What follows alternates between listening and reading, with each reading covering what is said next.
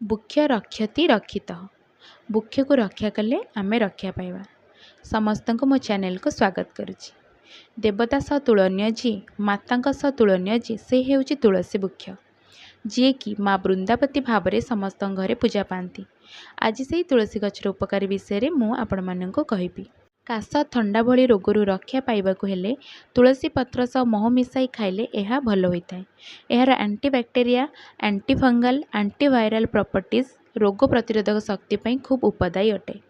ରୋଗ ପ୍ରତିରୋଧକ ଶକ୍ତି ବଢ଼ାଇବାରେ ମୁଖ୍ୟ ଭୂମିକା ଗ୍ରହଣ କରିଥାଏ ତୁଳସୀ ପତ୍ର। ପ୍ରତିଦିନ ତୁଳସୀ ପତ୍ର ସହ ଚା ପିଇଲେ ଆପଣଙ୍କର ସ୍କିନ୍ ଚମକ ଆସିଥାଏ। ପାଟି ଭିତରେ ଲୁଚି ରହିଥିବା ବ୍ୟାକ୍ଟେରିଆକୁ ନଷ୍ଟ କରିଥାଏ ତୁଳସୀ ପତ୍ର।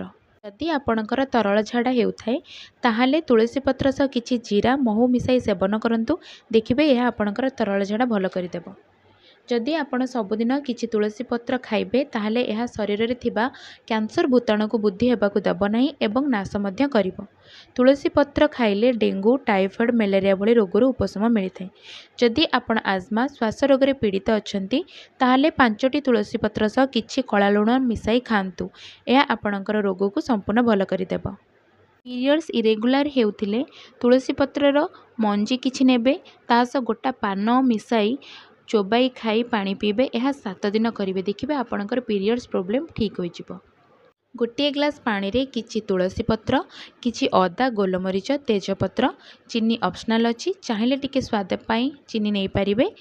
ଏହାକୁ 10ରୁ 15 ମିନିଟ୍ ସିଝାଇ ଦେବେ। ତାପରେ ଏହାକୁ ଛାଣି ଏହି କାଢ଼ାକୁ ସେବନ କରିବେ।